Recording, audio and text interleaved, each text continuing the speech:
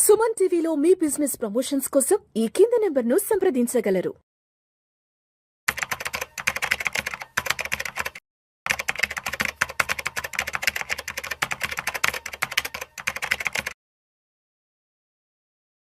గిరిబాబు గారు నమస్తే సార్. నమస్తే అండి. సార్ గిరిబాబు గారు, ఇప్పుడు బంగారం వెండి ధరలు ఎందుకు ఇంతలా పెరుగుతున్నాయి అంటే అందరూ చెప్పేది ఒకటే రీజన్.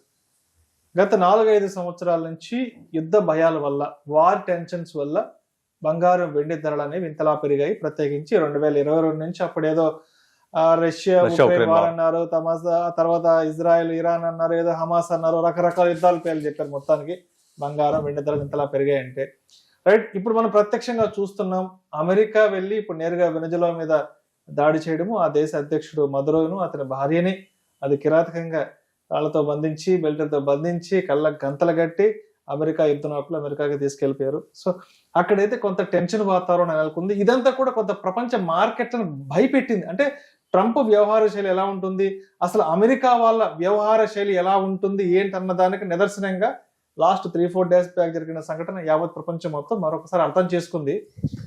మరి ఇప్పుడు మనకి ప్రత్యక్షంగా కొంత వెనుజులా వల్ల కొంత యుద్ధ భయాలు, కొంత అనిశ్చితి కనిపిస్తుంది. కాబట్టి మరి దీన్ని సాకుగా తీసుకొని, దీన్ని కారణంగా తీసుకొని బంగారం వెండి ధరలు ఇంకా ఎక్కువగా పెరిగే అవకాశం ఉందంటారు. అసలు ఆల్రెడీ ఎప్పుడైనా సరే గోల్డ్, సిల్వర్ ఇలాంటి కమోడిటీస్ అన్ని కూడా ఎప్పుడు ఒక సేఫెస్ట్ బెట్ లాగా చూస్తారు అందరూ, సేఫెస్ట్ ఇన్వెస్ట్మెంట్ లాగా.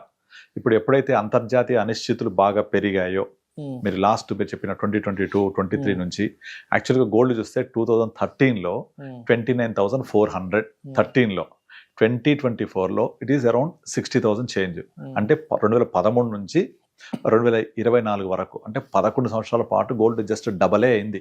జస్ట్ గూగుల్ కొట్టండి సింపుల్ గా, గోల్డ్ ప్రైస్ ఇన్ 2013 29,400 చూపిస్తుంది. గోల్డ్ ప్రైస్ ఇన్ 2024 అని కొట్టండి, 60,400 అట్లా చూపిస్తుంది. అంటే 30,000 నుంచి 60,000, అంటే ఇట్ ఈస్ జస్ట్ డబల్. కానీ లాస్ట్ 1.5 yearలో, అంటే 24 ఎండింగ్ నుంచి స్టార్ట్ అయిన ర్యాలీ 25 ఎండ్ అయ్యేప్పటికీ 1,20,000 వెళ్ళిపోయింది. అంటే ఆల్మోస్ట్ డబల్ అయిపోయింది గోల్డ్. ఇంత ఫాస్ట్గా పెరగడం అనేది గత 100 ఏళ్లలో ఎప్పుడు జరగలేదు. సో 100 ఏళ్లలో జరగంది ఇప్పుడు మనం చూస్తున్నాం. లాస్ట్ 2-3 సంవత్సరాలు జరిగింది. దీనికి కారణం ఏంటంటే అంతర్జాతీయ అనిశ్చితులు బాగా పెరిగిపోవడము. సో ఎక్కడ సేఫెస్ట్ ఇన్వెస్ట్మెంట్ ఉందో అటువైపే మళ్ళుతూ ఉంటాయి. ఇప్పుడు నార్మల్గా మీకు వడ్డీ రేట్ల ఫ్లక్చుయేషన్ కానివ్వండి, ఈ అసెట్ క్లాస్ మూవ్మెంట్ అవనివ్వండి, ఇవన్నీ కూడా ఈక్విటీ నుంచి డైవర్సిఫై అవుతూ ఉంటాయి. ఇప్పుడు మీరు 1.5 yearలో ఈక్విటీ ఏమైంది, కంప్లీట్ డౌన్ అయిందా, నెగిటివ్ వెళ్ళిపోయింది. సో ఈక్విటీ డౌన్ అవుతున్న కొద్దీ దాని కాంట్రాస్ట్ క్లాస్ గోల్డ్, సిల్వర్ పెరుగుతూ ఉంటాయి. దీనికి ఆజ్యం పోసేటి అంతర్జాతీయ అనిశ్చితులు. కనుక ఈ అనిశ్చితులు ఎప్పుడు చల్లబడతాయి, ఎప్పుడు నార్మల్ అవుతుంది, ఎప్పుడు కూల్ అవుతుందో ఎవ్వరు చెప్పలేం. దానికి అనుగుణంగా మూమెంట్ ఉంటుంది. అయితే ఇక్కడ క్వశ్చన్ రావచ్చు, ఇంకెంత పెరుగుతాయి? అందరు పొద్దున్నే సరే క్వశ్చన్ చేస్తూ ఉంటారు, ఎంత పెరిగితే ఎంత తగ్గుతాయి, కొనాలా వద్దా, ఇయే క్వశ్చన్. వీటికి ఆన్సర్ స్ట్రైట్ ఫార్వర్డ్ ఎవరు ఆన్సర్ చెప్పలేరు. ఒకవేళ ఈ గోల్డ్ పెరుగుద్ది తగ్గుద్ది అంటే అతను దేవుడు అవుతాడు. ఇక నేను దేవుడిని కాదు, నేను చెప్పలేను, నాకు తెలియదు. అంటే తగ్గిపోద్ది అంటే నెక్స్ట్ వచ్చే వారం 10 రోజులు పెరగవచ్చు. ఆ పెరుగుద్ది అని మీలాంటి స్పీకర్స్ ఎవరైనా చెప్తే 4-5 రోజులు తగ్గవచ్చు. అది ఎలా ఉంటుంది ఇదంతా సప్లై డిమాండ్ పట్టి ప్రైస్ మూమెంట్ అవుతూ ఉంటది. ఎగ్జాంపుల్ మీరు రియల్ ఎస్టేట్ తీసుకోండి. లాస్ట్ 2014 తెలంగాణ వచ్చిన తర్వాత 2023 వరకు పెరిగింది. కారణం ఏంటి? అంతకు 1 decade ముందు తెలంగాణ ఉద్యమం అప్పుడు రియల్ ఎస్టేట్ మూమెంటే లేదు. అలా పడుకొని ఉన్న రియల్ ఎస్టేట్ మూమెంట్ ఒక్కసారిగా తెలంగాణ గవర్నమెంట్ వచ్చింది,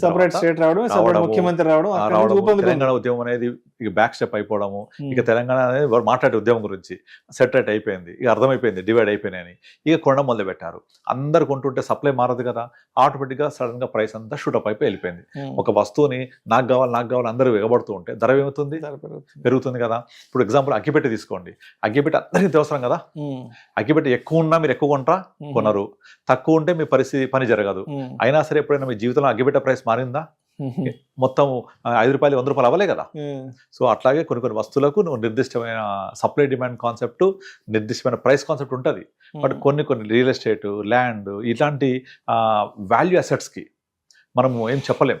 అవి ఏంటంటే డిమాండ్ సప్లై బట్టి ఎప్పుడైతే ఇప్పుడు సపోజ్ నేను మా అమ్మాయి పెళ్లికి, మా అబ్బాయి చదువుకి, లేకపోతే ఒక అసెట్ బిల్డింగ్కి, ఇల్లు కట్టుకోవడానికి ల్యాండ్ కావాలి అంటే కావాలంతే, కొనేస్తూ ఉంటారు అక్కడ. అలాగే గోల్డ్ సిల్వర్ వచ్చేసి, గోల్డ్ పర్టికులర్గా ఇంటర్నేషనల్గా మనం ఏదో కొనే వల్ల పెరగదు గోల్డ్. ఎప్పుడు మన గోల్డ్ ప్రైస్ అంతా నడిపించేది పెద్దన్నలే, అంతా ఇంటర్నేషనల్ ఔన్స్లో డాలర్లోనే నడుస్తూ ఉంటది. ఏదో ఇక్కడ కూర్చొని మీరు నేను చెప్పాం కదా చెప్పి బంగారం మనం ఏదో పెరగడం తగ్గడం ఉండదు. ఇప్పుడు పండగలు వస్తున్నాయి, పెళ్లిళ్ళు వస్తున్నాయి, పెళ్లిళ్ళకు కొనే బంగారం వల్ల ఆషాఢ మాసం పెరగదు, ఇదంతా స్టోరీ కాదు. ఈ మనం చాలా తక్కువ దీంట్లో రోల్, బట్ ఇంటర్నేషనల్ గా జరిగే చాలా ఎక్కువ ఉంటది.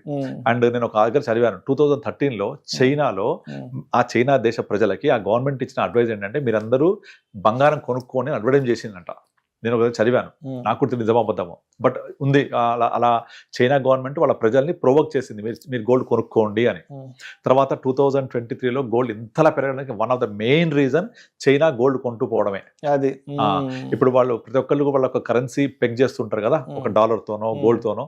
వి పెగ్ విత్ గోల్డ్, మనం గోల్డ్ రిజర్వ్స్ పెట్టుకొని మన కరెన్సీ ప్రింట్ చేస్తాం. అట్లా చాలా దేశాలు యుఎస్ డాలర్ ని పెట్టుకొని వాళ్ళ కరెన్సీని ప్రింట్ చేస్తాయి, దీన్ని కొలాటలు పెట్టుకొని. అలా కొలాటలు పెట్టుకోకపోతే ఇన్ఫ్లేషన్ వల్ల ఆ క్వాంటిటీ ఆఫ్ మనీ పెరిగిపోద్ది, క్వాలిటీ ఆఫ్ మనీ పడిపోతుంది, వాల్యూ ఆఫ్ మనీ పడిపోతుంది. ఎప్పుడైతే కాంట్రాస్ట్ ఒక అసెట్ ఉంటే ఏం జరగదు. మీరు అందుకే మీ 500 రూపాయల నోట్ ఓపెన్ చేసి చూస్తే I O to pay you sum of ₹500 అని ఆర్బీఐ గవర్నర్ సైన్ చేసి ఇస్తారు మీకు ఒక నోటు. అంటే అర్థం ఏంటి, ఈ నోటు నా దగ్గర తీసుకొచ్చిస్తే మీకు ఇంత విలువైన బంగారం ఇస్తా అని అర్థం. అది నిజంగా ఇస్తారా పక్కన పెట్టండి, అంటే దీనికి విలువైన బంగారం ఉంది మన దగ్గర కౌంటర్గా, కనుక ఈ నోటుకి ఒక విలువ ఉంది. అర్థమైందా? ఆ విలువ అనేది ఎక్కడి నుంచి వచ్చింది, డిరైవ్ అయింది అసెట్లో నుంచి. డిరైవ్డ్ వాల్యూ ఇది ఒక అసెట్ నుంచి. ఆ డిరైవ్డ్ వాల్యూ ఇప్పుడు ఇండియాలో ప్రింటెడ్ నోట్స్ వచ్చేసి 18 నుంచి 20 లక్షల కోట్ల వాల్యూ ఉంటుంది.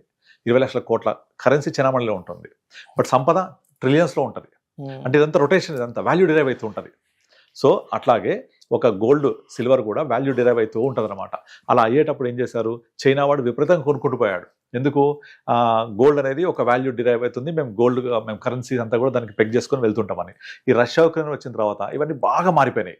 ఈ రష్యాని ఇబ్బంది పెడుతూ ఉంటే వాళ్ళ యుఎస్ డాలర్ని పెగ్ చేసుకున్న వాళ్ళకు అంత పెద్ద రష్యా లాంటి కంట్రీస్కి ఇబ్బంది పెడితే మా పరిస్థితి ఏంటంటే చిన్న చిన్న దేశాలని కూడా డీడాలరైజేషన్స్ మొదలు పెట్టేశాయి. డీడాలరైజేషన్ అంటారు దాన్ని.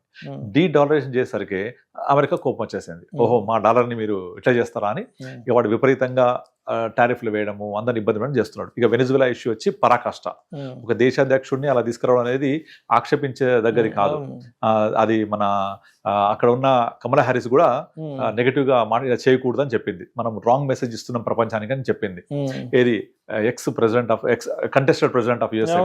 అదెంత తప్పది, మనం చూస్తున్నాం కదా. ఒక దేశాధ్యక్షుడిని ఒక యుద్ధ శత్రువు తప్పు కదా.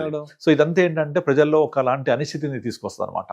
అందువల్ల కూడా మళ్ళీ గోల్డ్ రేట్ పెరగడానికి స్కోప్ ఉంటుంది. కానీ ఇక్కడ మీరు గమనిస్తే ఇంకొకటి, బయట మార్కెట్లో గోల్డ్ పర్చేస్ పడిపోయింది, మనం చూస్తున్నాం కదా న్యూస్. అవును, ఆల్మోస్ట్ 35 to 40% కొనుగోలు అమ్మకాలు రెండు తగ్గిపోయినాయి. ఫిజికల్ గోల్డ్ జరగట్లేదు, ఫిజికల్ సిల్వర్ జరగట్లేదు, ఆర్నమెంట్లు జరగట్లేదు, కొనుగోలు అమ్మకాలు తగ్గిపోయి బయట స్టోర్స్ కూడా చాలా ఖాళీగా ఉంటున్నాయి. కూడా ఈటీఎఫ్ మహత్యం, ఈటీఎఫ్ పుణ్యమాని ఎలక్ట్రానిక్ మోడ్ ఆల్టర్నేటివ్ ఇన్వెస్ట్మెంట్స్ లోకి, ఎందుకంటే ఇక్కడ లక్షల రూపాయలు పెట్టి ఫిజికల్ గా కొనలేరు కాబట్టి వాళ్ళకున్న డబ్బుల్లో 5,000 10,000తో ఎలక్ట్రానిక్ రూపంలో కొనడానికి ఈటీఎఫ్. కనుక ఇది అంత నమ్మదగ్గది కాదు. ఖచ్చితంగా physical silver, physical gold backup లేకపోతే ఈ ప్రైస్ ఇలాగే ఉంటుందని చెప్పలేము ఎప్పుడు కూడా.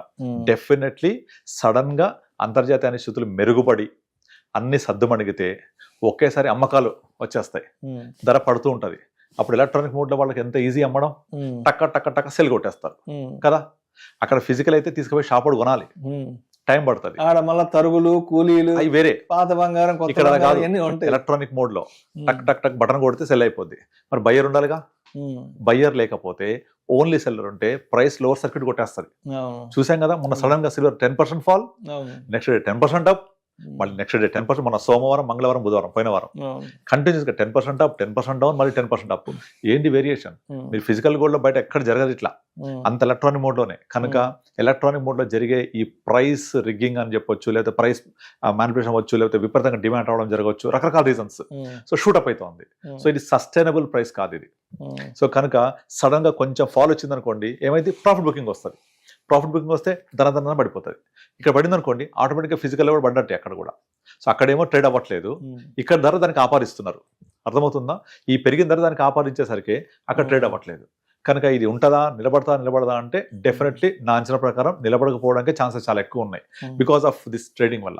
అండ్ రెండోది, మీరు చాలా ఈ మధ్య కాలంలో యూట్యూబ్స్, ఇన్స్టాగ్రామ్లో సిల్వర్ 5 లక్షలు పోద్ది, సిల్వర్ 10 లక్షలు పోతుంది, ఇది ఈవీస్లో వాడతారు, ఎలక్ట్రానిక్స్లో వాడతారు, సోలార్లో వాడతారు, సెమీకండక్టర్ వాడతారు అని చెప్తున్నారు కదా. ఇప్పుడు నార్మల్గా సోలార్ పెట్టుకోవాలంటే కాస్ట్లీయా చీపా? కాస్ట్లీ కదా. అంత కాస్ట్లీ ఉన్న దాన్ని అందరు అఫోర్డ్ చేయలేరు. కానీ వాళ్ళు ఏం చేస్తారంటే, మీరు పెట్టుకుంటే మీకు ఓవర్ పీరియడ్ ఆఫ్ టైం అది కరెంట్ బిల్ వల్ల కలిసి వస్తుందని చెప్తూ ఉంటాం. ఇప్పుడు రేపు పొద్దున సిల్వర్ అందులో వాడుతున్నారు కాబట్టి సిల్వర్ వాడకం పెరిగితే సిల్వర్ ధర పెరుగుతుంది అని చెప్తున్నారు. మరి సిల్వర్ ధర పెరిగితే ఈ సోలార్ ధర కూడా పెరుగుద్దిగా, సోలార్ రూఫ్ టాప్స్ది, ఈవీ ధర పెరుగుతాయిగా. అప్పుడు అఫోర్డబుల్ అయింది జనాలకు. కొంటరా? కొనకపోతే మ్యానుఫ్యాక్చర్ ధర పెరిగిపోతే సిల్వర్ వల్ల యూజ్ ఏంటి? కనుక వాళ్ళు ఏం చేస్తారు, తయారు చేసేవాళ్ళు ఆల్టర్నేటివ్ ప్రోడక్ట్ తయారు చేస్తారు. సిల్వర్ మొత్తం మైనింగ్ ద్వారా మాత్రమే రాదు, గోల్డ్ లాగా. గోల్డ్ కంప్లీట్ మైనింగ్ ద్వారా వస్తుంది. సిల్వర్ మైనింగ్ ద్వారా మాత్రమే కాదు, కొంత మైనింగ్ ద్వారా వస్తుంది, కొంత అలాయ్ ప్రొడక్ట్ ఇది సిల్వర్. జింక్, లెడ్ లాంటి అలాయిస్ కలిసి తయారు చేస్తారు సిల్వర్ని. ఇది తయారు చేసే మెటల్ కొంత తయారు చేయడం జరుగుతుంది, కొంత మైనింగ్ చేస్తారు. కనుక సిల్వర్కు ఉన్న మంచి లక్షణం ఏంటంటే 100% కండక్టివిటీ ఉంటుంది సిల్వర్కి. సో అలాంటి లక్షణం ఉన్న ఇంకొక మెటల్ తయారు చేస్తారు, కాపర్ని ఇంకొంచెం ఇంప్రూవైజ్ చేస్తారు, కాపర్ని ఆల్టర్నేట్గా వాడతారు, విచ్ ఇస్ చీప్ ప్రొడక్ట్. అలా వాడడం వల్ల సిల్వర్ డిమాండ్ తగ్గిపోవచ్చుగా, ధర పెరగకపోవచ్చు కదా. ఇది ఆలోచించట్లే ఎవరు కూడా. కాపర్, సిల్వర్ అనేది ఎలక్ట్రానిక్లో వాడతారు, ఈవీలో వాడతారు, సెమీకండక్టర్ వాడతారు, సిల్వర్ పెరిగిపోద్ది 5 లక్షలు అంటే జనాలు పొలోమని సిల్వర్ వెనకబడుతున్నారు, ఈటీఎఫ్ అని. కానీ దానికి కూడా కొంత లిమిటేషన్ ఉంటాయి. అదేమి బ్రహ్మ పదార్థం కాదు, ఇది మాత్రమే వాడాల్సింది. డెఫినెట్లీ వాడతారు, డెఫినెట్గా 5 లక్షలు, డెఫినెట్ 5 లక్షలు చెప్పేస్తున్నారు వీళ్ళు. That is completely wrong. ప్రతి ప్రోడక్ట్, టులిప్ మానియా అని ఒకటి మీరు గూగుల్లో కొట్టండి, చదవండి. టులిప్ మానియా ఇది డచ్ లో జరిగింది ఒక 300-400 years బ్యాక్. ఇలాంటి బబుల్ క్రియేట్ చేసే దాంట్లో ఫస్ట్ టులిప్ మానియా గురించి మాట్లాడుతుంటారు. టులిప్ అనేది ఒక ఫ్లవర్స్. ఆ టులిప్ ఫ్లవర్స్ ని ఇలాగే ఒక స్టోరీ ఉంటుంది, చాలా లెంతీ స్టోరీ. అది కొనుక్కుంటా పోయి విపరీతంగా ధర పెంచేశారు.